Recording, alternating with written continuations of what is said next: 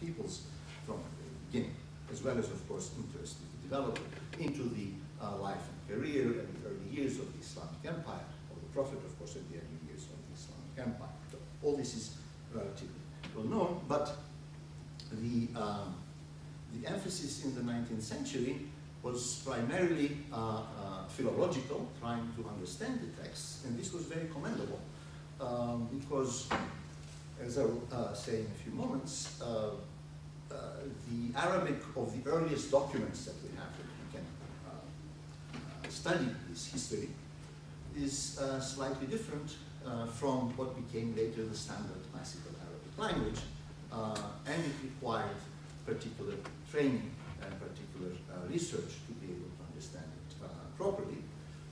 And in this regard, we have the merging somehow of the native Arabic philological tradition throughout the centuries, almost already from the first century of the Hijrah, this is after the life of the Prophet, in which the many Arab Muslim scholars tried themselves to understand the earliest documents, and primarily the Quran, so that they established a kind of philological study of Arabic, which has been of great usefulness, of course, to the Europeans as well, when they eventually came to study Arabic in that regard. There are certain, obviously, problems of interpretation, and I will get back to them when I start to say a few things about Quranic studies later.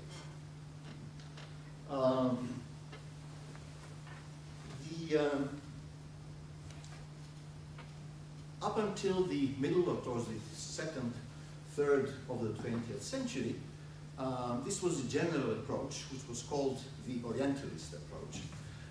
This is, of course, a loaded term nowadays, exactly because of the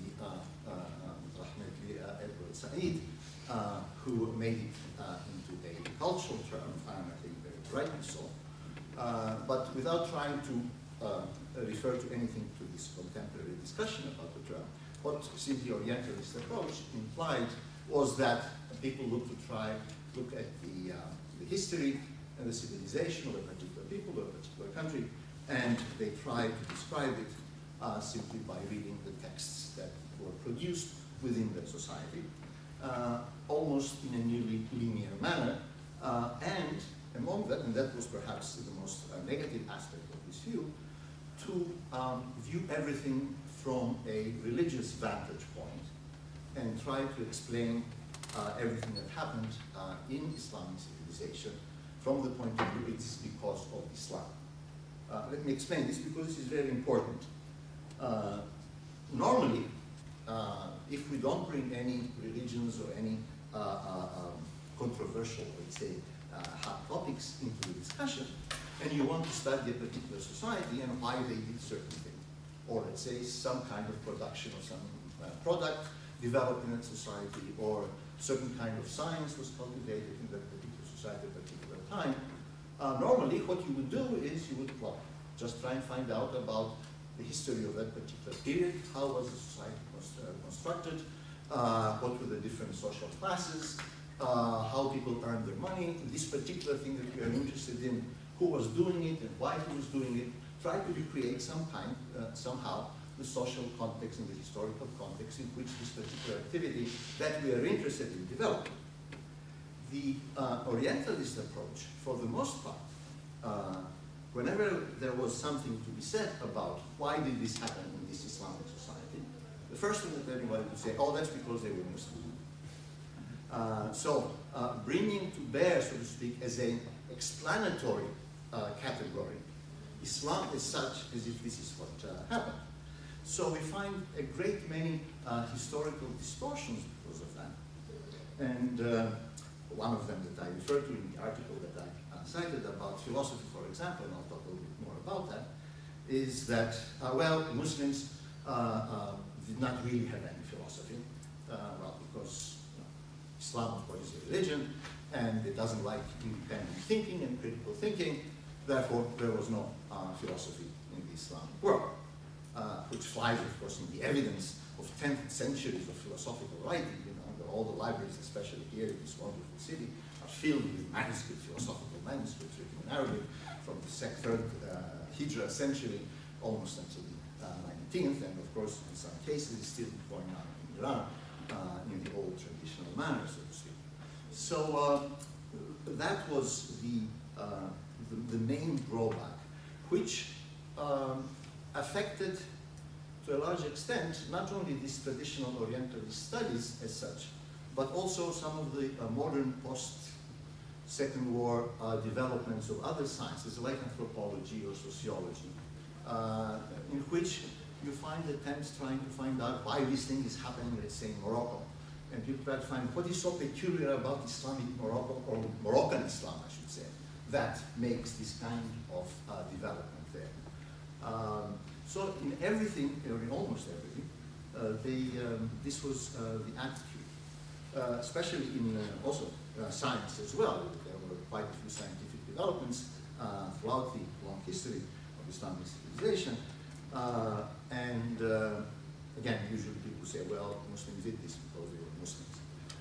Not because this particular person was a mathematician or genius and he was looking at these particular mathematical problems which were of interest to his colleagues and his people at his time. So of course, given the mathematical knowledge at his time, he was able basically to go forth and solve this particular problem and come up with this theory, etc.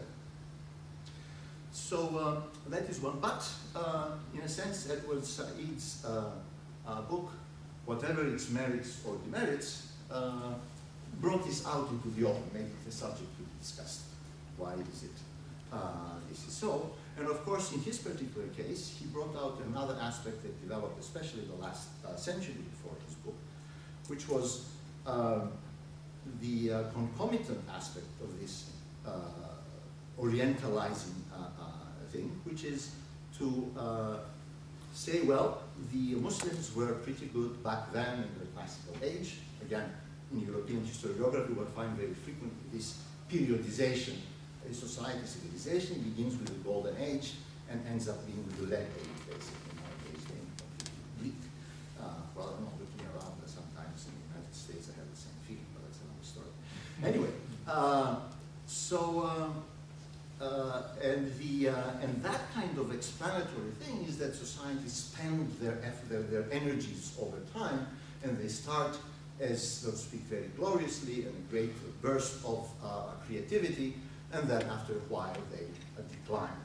I have all sorts of historical books, and I'm sure in your classes, maybe especially should be referring to the decline of this and that and the other. In any case, but this served, of course, the colonial interest insofar as if the Westerns were going to colonize the Islamic world, no big deal. After all, these people were no good anyway. They were good back up on some time, but not really anymore. And again, as you sure all of you know much better than I, the whole concept of the sick man of Europe when it came to the Ottoman Empire, etc. I mean, the very term itself, as such. So this was blended in. But with Said's book, the situation changed because many people became aware of what it is that they were doing.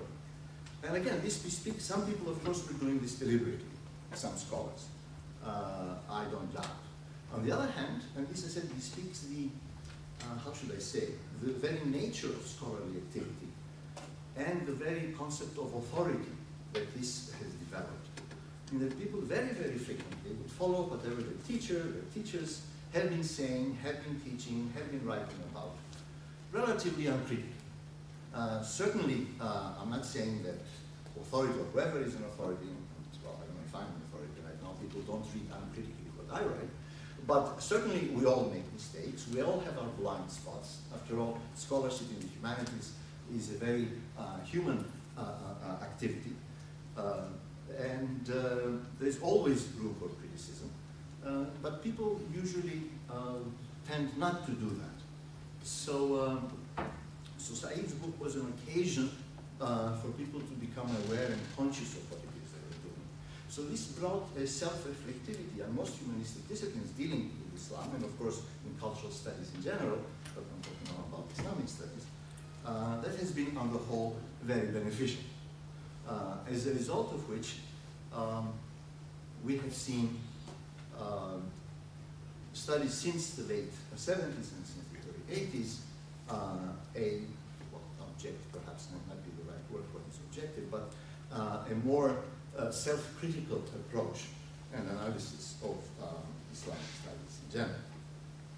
So all in all, perhaps things have been improving, and this brought to the attention of everybody that what remains to be done still is immense. Because again, as I said, it's a huge subject all the way from the Atlantic, for the classical period, especially to Central Asia and South Asia, all those different societies, all those different areas of endeavor that covers the Islamic studies.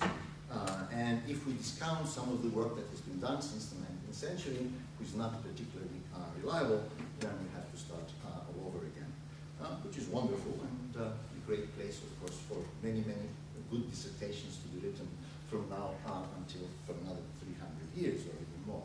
I don't know, as such.